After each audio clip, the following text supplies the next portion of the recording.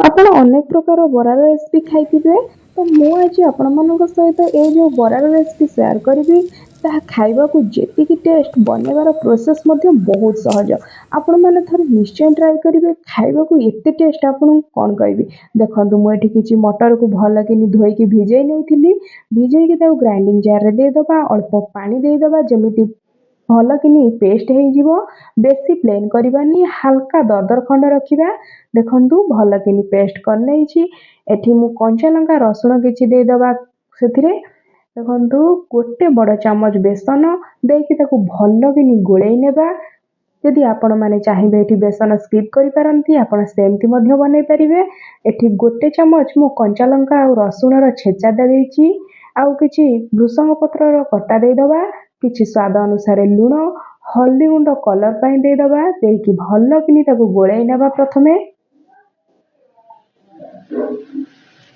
ଦେଖନ୍ତୁ ମୁଁ ଏକଦମ ଭଲସେ ଗୋଳେଇ ନେଇଛି।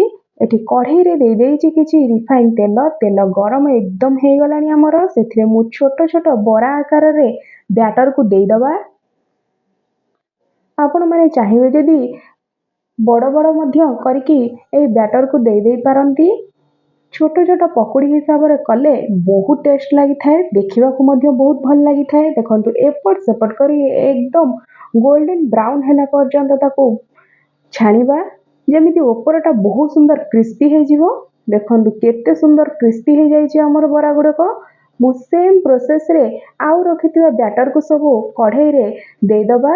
ଦେଇକି ତାକୁ ଏକଦମ ଗୋଲ୍ଡେନ୍ କଲର୍ ହେଲା ପର୍ଯ୍ୟନ୍ତ ହିଁ ଭାଜିବେ। ଅତି ଲାଲ କରିବେନି ଅତି ଲାଲ କଲେ ପିତା ଲାଗିଥାଏ। ଦେଖନ୍ତୁ ଆମର ଗୋଟେ ପଟ ଏକଦମ ହେଇଗଲାଣି। ମୁଁ ଏପଟ ସେପଟ କରିକି ତାକୁ ଛାଣିବି। ଦେଖନ୍ତୁ କେତେ ସୁନ୍ଦର ଆମର ବରା ଗୁଡ଼ାକ ହେଇଗଲାଣି। ତାକୁ ଏବେ ଗୋଟେ ପ୍ଲେଟକୁ କାଢ଼ି ନେବା।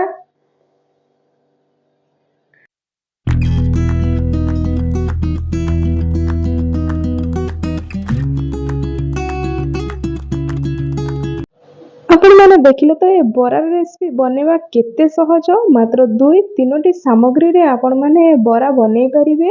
ସନ୍ଧ୍ୟାବେଳେ ଚାହା ସହିତ ହେଉ କି ବର୍ଷା ବେଳେ ଏହି ରେସିପି ଆପଣମାନେ ଘରେ ନିଶ୍ଚୟ ଥରେ ଟ୍ରାଏ କରିବେ। ଖାଇବାକୁ ବହୁତ ଭଲ ଲାଗେ। ଆପଣମାନେ ତ ଆୱାଜରୁ ଶୁଣିପାରୁଥିବେ ଏହା କେତେ କ୍ରିସ୍ପି ହେଇଛି। ଭିତରଟା ବହୁତ ସୁନ୍ଦର ନରମ। ତ ନିଶ୍ଚୟ ଟ୍ରାଏ କରିବେ।